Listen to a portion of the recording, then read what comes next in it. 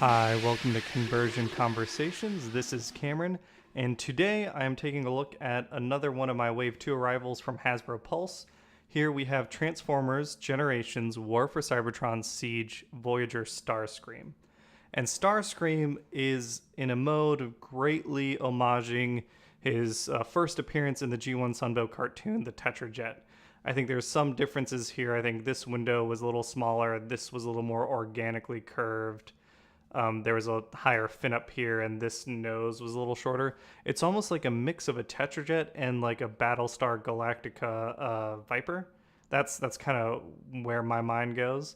But yeah, it's overall, in terms of the mold, it looks pretty good. I really like this extended nose. I like the faux cockpit here. I like that even though it kind of has, I mean not kind of, it has basically a robot hiding out underneath it. He's still got wings, you know, spacey wings, but wings. Overall, I'm relatively happy with it. I do have some issues with the toy. The first one is going to be this paint.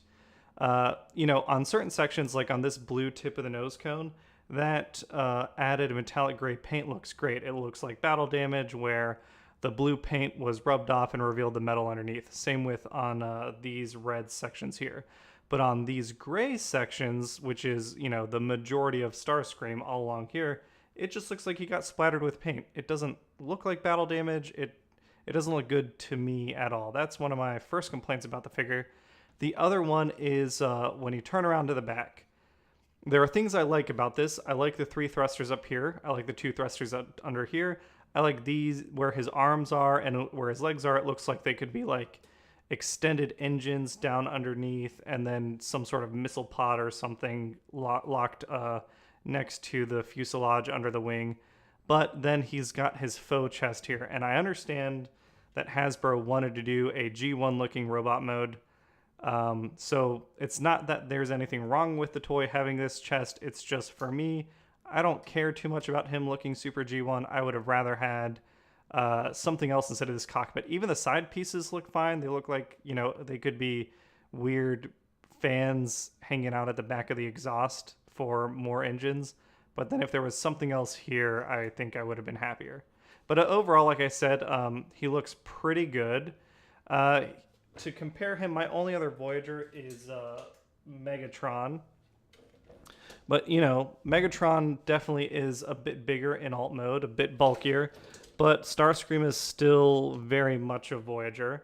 And I do like the way they look as kind of non, you know, Earth mode, alt modes. I dig that a lot. My current Starscream is the F-22 Starscream for Mastermind Creations. Oop, let me pull this up a little bit. There we go. So, you know, he's got the color scheme. Starscream, I would have preferred maybe a little lighter gray in this plastic, but other than that, I think he looks very much like Starscream. But my current one, I like this toy a lot. I'll get into kind of comparisons more in robot mode. But yeah, that is Starscream in his alt mode. And again, he looks great overall. I should take that back. I want to say he looks good. Not great. He looks good. This doesn't make me too happy. Oh, he doesn't really have articulation because he's a jet, but you can move his little heel pieces down and pretend they're, you know, directing thrust or something. And then the last thing is just on his null rays. He's got his 2 wing-mounted null rays. If you have one of the Battle Masters, you can put, I think it is Hot Rod's Battle Master. You can put those effect pieces, and this part I really, really like. You know, it's like he's flying and he's shooting. I dig that. It really makes me wish he came with his own set of these, maybe yellow or an alternate color or something. I think giving larger size class figures those effect pieces was a real missed opportunity by Hasbro. But yeah, so Starscream in alt mode, he's pretty good. I've got my issues with him, but he's pretty good. Let's go ahead and get him into robot mode. I'm going to start by coming underneath and pulling off his null rays to just get them out of the way. And then I want to come in and separate his wing pieces. Oop. That actually happens all the time. So what happened was, this is his fake chest piece cockpit. I mean, his chest piece fake cockpit. The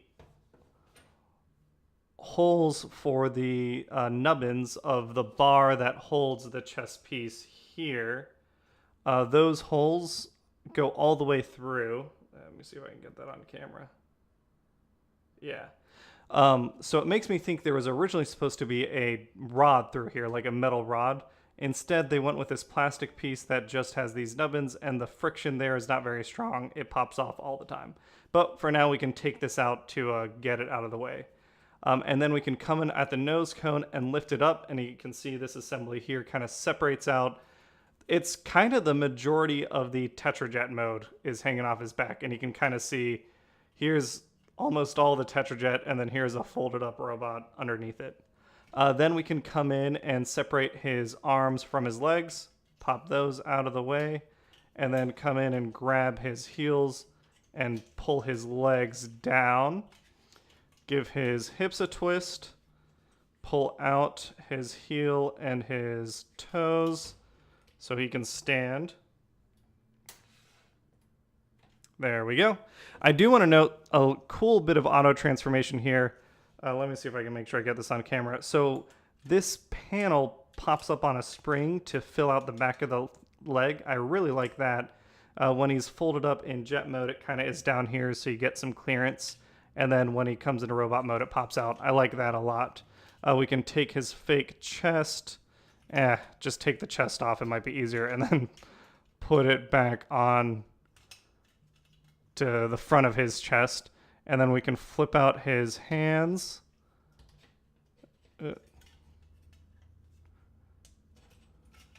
You just open up his forearm, flip out the hand, and oh, don't close it back up yet.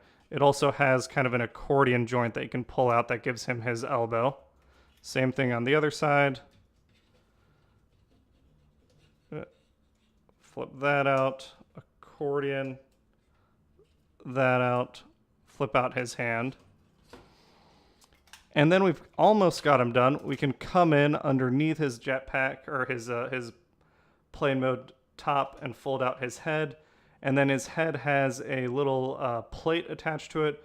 We can take that piece and fold it back down in to give his head all of its articulation. And then we can come in at the nose cone, and we just want to split it. This is always a little hard for me. Let me see, make sure I'm doing it on camera.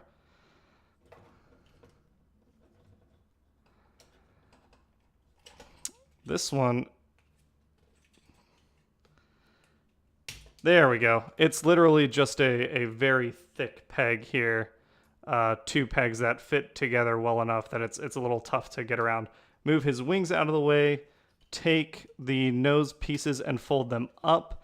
And this to me was a really clever way of giving him his kind of shoulder spires. And then you have slots on the sides of the nose cone, and then tabs on his back that lock that into place.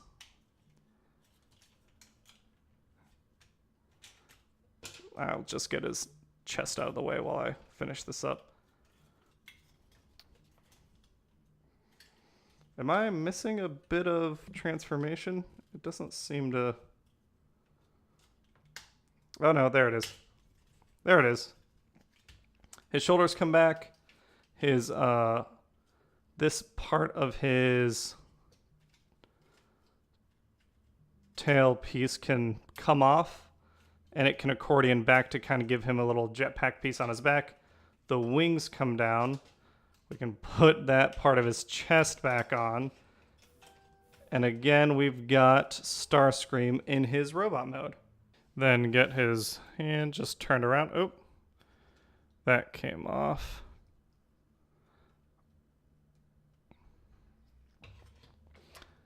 And we can put his null rays on his shoulders. And yeah, so I mean, we went from a tetra-jet to a pretty G1 looking Starscream, which I think is their goal. Some of the aesthetics I really like. I like his kind of overall chunky feel. I think he's a little heavy on the greeble detail. I don't think it was necessary everywhere. I know that's kind of the visual motif that Siege is going for. I like his articulation a lot. He's very posable.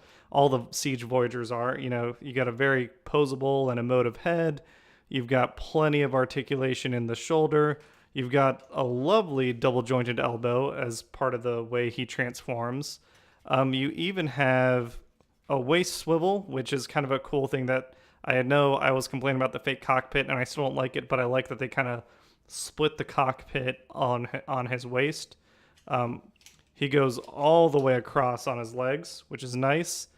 And then his knees are very, very articulated. Again, you can go way past 90 on his knees. His back and forth is pretty good. His back, it kind of curves around where his nose cone connects to the tetra-jet cockpit, but he can kick plenty high. And then he does have a nice little rocker on his, let me see if I can actually show that joint. So yeah, this joint gives him a good little ankle rocker. And, you know, if you needed to pose him in certain different ways with his toes and heels, you can still do that. So in terms of like the playability of the toy, besides being a little fragile, not fragile, but a little, he's not super well put together in regards to his chest piece. And then you saw his hand earlier. He can still do plenty in his robot mode. And I do like kind of the effect they did on the wings where they added a little bit of paint. I wish that was a bigger Decepticon symbol. I'm imagining some sort of section symbol coming out that'll go bigger on his wings by repro labels. But yeah, that is Starscream, and he looks pretty good.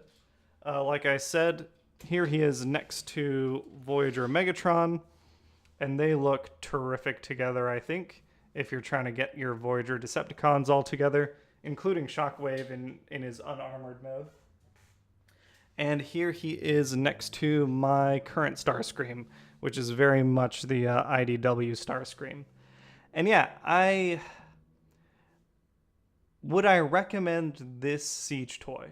For what I paid for it, which was like 15 bucks for a Voyager, I think it's pretty good. I love his posability. I think you can get plenty of play out of him. I myself will not be including him in my collection, I think. I like the mold overall. I've heard that there is a fix coming out on the new toy, like Wave 3 or 4 Starscreams. They will, this chest piece will have a pin going through it to help it latch on a lot better. There are certain things about the alt mode design that I wish could have been improved. I really wish the legs integrated a little better with the jet body. I wish the hands integrated a little bit better, but they're not, or the arms did a little bit better, but they're not a huge problem to me. I really, really don't like the paint on him. The battle damage looks good when it's on colored sections, but on these gray sections, I really, really don't like that, especially back here. Like that doesn't work for me. So this is the type of toy that I think I pass on the Starscream, but I keep an eye out. There's a rumored Red Wing coming out as like one of the Hasbro Pulse exclusives. You know, same mold, hopefully with the fix, which I would like. The Hasbro Pulse, like this Megatron, you know, it doesn't have the battle damage on it. So I think I could see myself spending 30 or I forget how much Megatron was, $35 on an exclusive version with a color scheme of a Seeker that I don't have, with some of the things I don't like fixed, rather than, I think Voyagers are going for 30 nowadays normally, rather than spending $30 on this particular Starscream. And I think that's it for the review. I guess I should mention, because this is not my favorite Starscream, I don't want it in my collection. I try and keep my space limited. Marie Kondo is my spirit animal. I would rather him go to a good home of someone who appreciates this Starscream than have it take up space in my collection, especially when I have a Starscream I very much prefer. I just wanted to show him off with his null rays. So I will be giving this guy away. So if you're a subscriber and you make a comment in this video saying, hey, I want that Starscream, in time for next week's video, I will take note of whoever wants it, and then I will pull a name out of a hat and send it your way. I will ship to the continental states. Again, it doesn't cost you anything if it's stateside shipping, because I think that's like $5 for me, and I don't care. Like, I spent $15 on the toy. I don't love it. $5 more and I can give it to a good home. That would make me happy. Anyone who's international can, of course, apply. You're not paying for the toy. I will ask that you pay for shipping however you want it shipped to you, because that will be more expensive. But yeah, that is it for Starscream. Overall, I thought it was a fine figure, but it's not the one for me. And I will catch you all on the next one. Thanks, everyone. Have a great day.